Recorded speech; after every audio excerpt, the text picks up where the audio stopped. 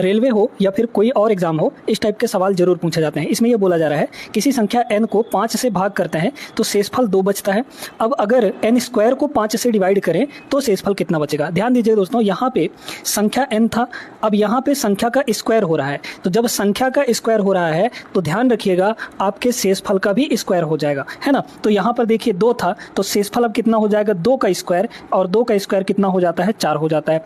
अब इस 4 को हम लोग 5 से डिवाइड करेंगे, ठीक है, 5 से डिवाइड करेंगे। अब 4 को 5 से डिवाइड करेंगे तो शेषफल कितना बचेगा, ये आपका फाइनल आंसर बताएगा, ठीक है। तो 4 को 5 से डिवाइड करिए। अब चूंकि 5 से 4 छोटा है तो यही आपका रिमाइंडर हो जाएगा, यानी शेषफल इसका कितना आ जाएगा, 4 आ जाएगा। ये आपका करेक्ट आंसर रहा। इस टाइप के सवाल हर एक एग्जाम में पूछे जाते हैं। वीडियो अगर अच्छी लगी हो ये तो लाइक कर दीजिए और सब्सक्राइब किए बिना नहीं जाना है चैनल को।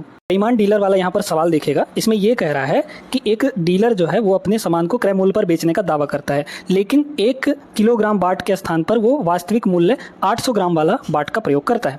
तो यहाँ पे प्रॉफिट बताना है आपको। देखिएगा, ये बताइए कि उसके दुकान से सामान निकला कितना, यानी कितना सामान आपको दिया। 800 ग्राम उसका वास्तविक मूल्य था, यानी 800 ग्राम आपको सामान दिया वो एक्चुअल में। तो जितना सामान उसके दुकान से निकला, जितना सामान उसने आपको दिया, वो सीपी होता है, याद रखेंगे।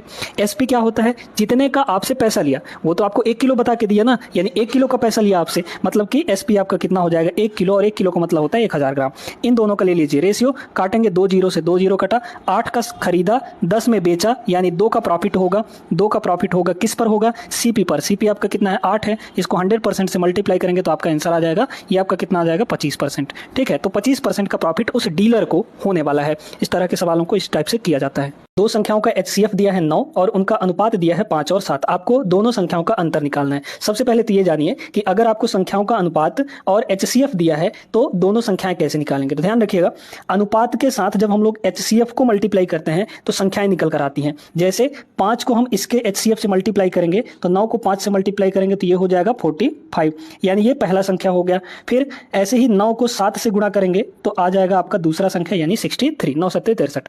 अब इनका अंतर पूछा है, तो भाई अंतर पूछा है तो आप डायरेक्ट भी इसको बता सकते हैं। अंतर आपका कितना हो जाएगा बताइए। तो अंतर यहाँ पर देखिए, अगर अनुपात में अंतर देखें तो 7 और 5 में 2 का अंतर है, तो 2 ले लीजिए और इसके HCF से मल्टीप्लाई कर दीजिए, यानी 9 से, तो आपका सही आंसर आ जाएगा, यानी अंतर आ जाएगा। अगर योग पूछता तो इन दोनों को जोड़कर इस 9 से यानी HCF से मल्टीप्लाई कर देते। सभी को क्लियर हो गया। वीडियो पसंद आई हो तो लाइक कर दीजिए। इस सवाल का सही आंसर आपका 18 हो जाएगा।